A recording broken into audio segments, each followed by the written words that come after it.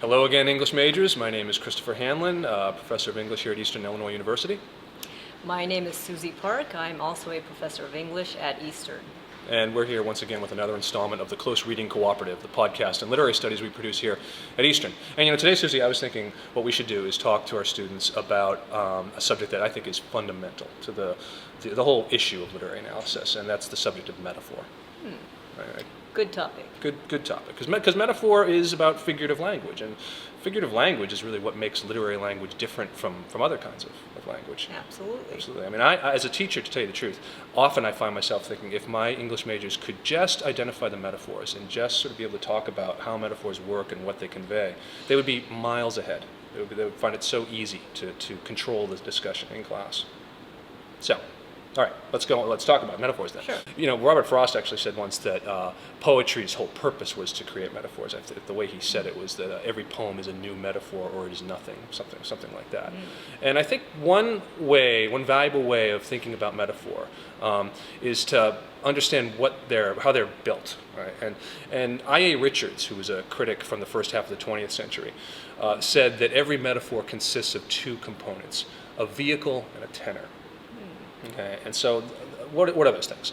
The vehicle, all right, is the sort of figure of speech that the metaphor relies upon in order to say something about or convey an idea about the tenor, which is the thing that the metaphor helps us to understand.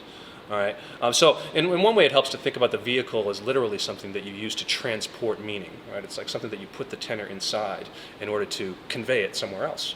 Right? And metaphors at their best, help us to think about things that we thought we understood in new ways. So really all I want to do today is sort of, emphasize the usefulness of thinking about vehicles and tenors. And my idea was I was going to give you some actual lines of poetry. We're dealing with real poetry here, nothing fake about this. Right? And Wouldn't want fake. Well, no, there's nothing contrived about the Close Reading Cooperative ever. We're totally real. Yeah. I'll give you some lines of poetry, and you tell me what the vehicle and the metaphor is. The vehicle and the tenor is. Sure. Okay? All right. So here's one very famous one by Robert Burns. My love is like a red, red rose, he said from inside the red, red room here at the Dowd Fine Arts Center. My love is like a red, red rose. I've heard this one before. Yeah. Love would be the tenor, right? That's the meaning, the kind of abstract thing that needs to be packaged into the go-kart, which is a rose. That's right. Rose. The thing. Right. Because I guess when you think about it, love is kind of like a rose in some ways, right? It is? Well, okay. It's beautiful. It's temporal. If you don't pick it, it might go away. Right? Yes. It's got thorns. Absolutely. You can hurt yourself on it. Right? Okay. Right. Okay. Right. Absolutely right. Okay. Here's another one. Okay. This one's by Emily Dickinson. Okay. My life had stood a loaded gun. What do you think? What does that mean? My life had stood. Here at the Close Reading Cooperative, we don't talk about what poetry means. We talk about how poetry means. Oh, right? sorry. It's okay. Life would be the tenor, that difficult big thing, packed into the vehicle of the loaded gun.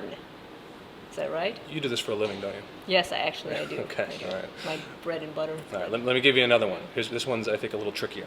This is by the poet Mark Strand, former poet laureate of the United States. Oh. The meat sits in the white lake of its dish. The meat sits. That doesn't make any sense. But meat, no.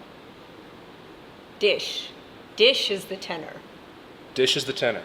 Which is strange, because that's not like life or love. No, I guess it's like something, right? The dish is like what? Is like the white lake. Yeah. Okay. Which is the vehicle. Exactly. That's a right. tricky one. Exactly right. Very tricky. Here's one by Wallace Stevens. Okay. I was of three minds, like a tree in which there are three blackbirds. You're getting a little more complex here. Yes. I would need to be the tenor, and tree, strangely enough, would be the vehicle. That's right. You are the tenor, the tree is the vehicle. Yes. I'll give you one more. Okay. This is by Sylvia Plath, and in her great poem, which is actually, I think, called Metaphor, and it's about pregnancy. I'm a riddle in 9 syllables, an elephant a ponderous house, a melon strolling on two tendrils. Again, subjectivity, I would have to be the tenor, right? I think And you're right. then all of those things you mentioned afterwards would need to be vehicles, Yeah, an elephant, a house, a melon, all this even stuff. riddle, Right, right? right. Good. Right. And now, actually, technically, I mean, I suppose it's worth saying. I guess we could say that, strictly speaking, not all of these metaphors are metaphors, are they?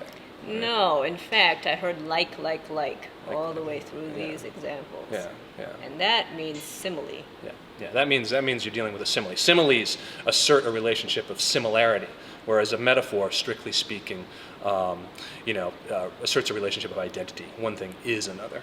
Right? But in a larger sense, we use that word metaphor to encompass. We often use it to encompass similes and other assertions of relationship between two different things. And in fact, I think next time we should talk about some of the more specific kinds of metaphors, conceits and tropes, and we'll get into that. But I think this is good for now, don't you? Yes. Okay. Very useful. Okay, so unpack some metaphors this week. Think about, where is the vehicle, where is the tenor, and of course that's going to help you to decide, how poems mean.